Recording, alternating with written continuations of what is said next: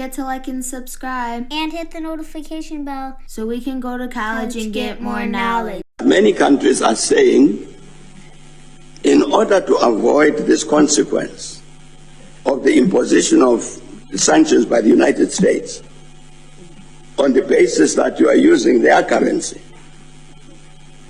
in order to avoid the consequences of sanctions that arise from that, let's walk away from the dollar.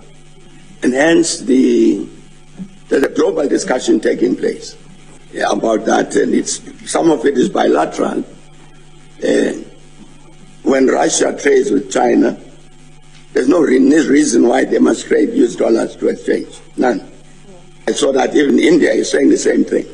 So globally, there's a discussion that is taking place to say we must find alternative means of trading among ourselves and not subject ourselves to the situation where there's one currency in the world which becomes the global reserve currency, because it gives the country that is the issuer of the money, that's the United States, it gives it the power to impose its will on everybody because you're...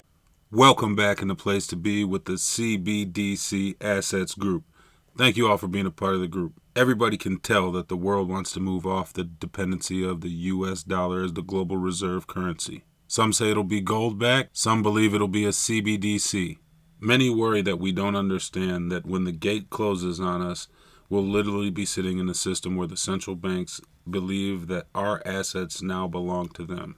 On February 4th, the Bank of England announced their roadmap for a 4-month-long consultation to discover a public option on the digital pound.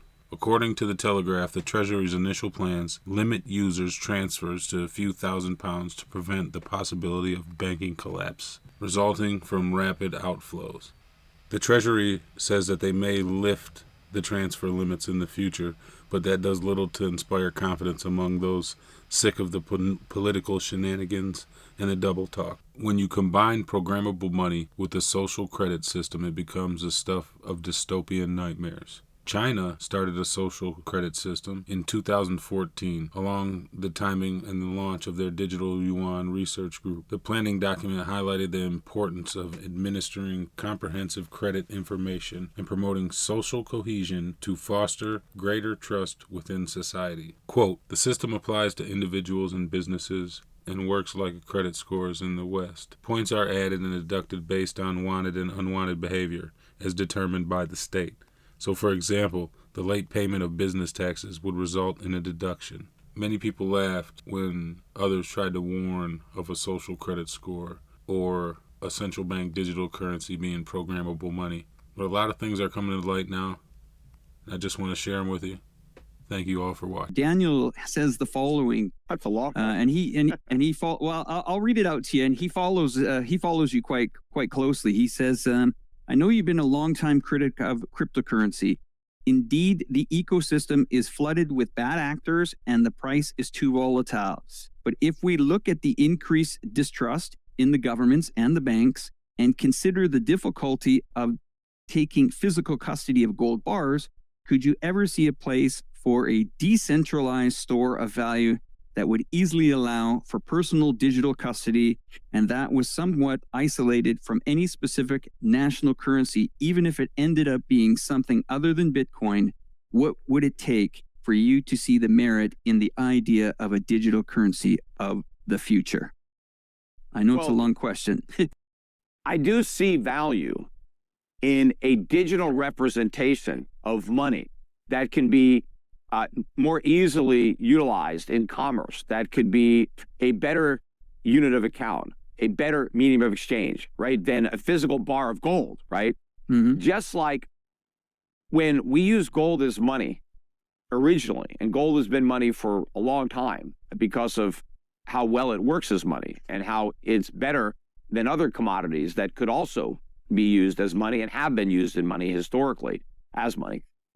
But one of the things that made gold a better money until it was corrupted by government was the ability to use gold as backing for currency, because that increased the utility of gold when you can store gold in a depository, whether it's a bank or a goldsmith, and issue notes that are redeemable in that gold and which derive their value from that gold, but can then be utilized in commerce instead of gold as a substitute for the gold. So instead of having to go and get my gold and giving it to you, or shave off a little bit of my gold from a bar, we could just have notes, paper, and we could exchange that instead of the gold, because we know the gold's there and we can get it whenever we want. Blockchain, right? The internet takes it to a much greater degree, because now that bar can sit in a vault somewhere, and instead of issuing paper currency that represents ownership of that gold, I can issue a digital currency, and we can, use a blockchain to authenticate and validate all of the transactions, right? So now I can do everything that Bitcoin promises but can't deliver on with a cryptocurrency fully backed by and redeemable in gold. Because I can take a gram of gold, tokenize it, put it on a blockchain, and now everybody can transact commerce in it. In fact, we don't even need silver or copper or nickel anymore, because I can buy a pack of chewing gum and pay for it in gold, because I can pay for it with the digital currency, and each unit can be divided into a fraction of a gram, so that I can do all commerce. And the difference between that and Bitcoin is that it's actually stable enough to be used as a medium of exchange, and it actually has value to store. It has all the value of the gold that is backing up the crypto. Whereas, Bitcoin has nothing backing it up other than hype, other than faith. Right? It's, but it's a Ponzi, it's a pyramid. So it eventually has to collapse. So everything that people claim they want with Bitcoin, gold can do all that. The only thing that gold can't do is you have to have a third party involved that you trust to store that gold. But that has always been the case. Ever since the creation of currency, there has always been a third party that has been trusted.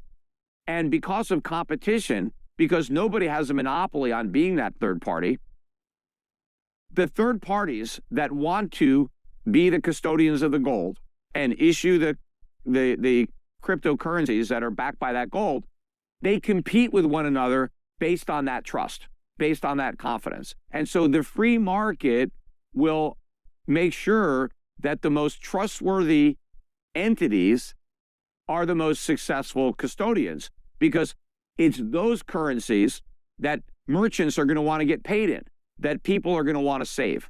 And once you build up a reputation for being a trustworthy custodian of gold, you don't want to lose that. That reputation has huge value in the market, because it will enable you to issue your tokens at some premium to the melt value of the gold. And that's value to the business. And just like anything else, I mean, people say, oh, we can't trust third parties. Well, if you couldn't trust third parties, there would be no insurance industry, right? All insurance is based on the commitment of the third party. You buy life insurance, and when you die, your beneficiaries get money. Where's the money coming from? The insurance company.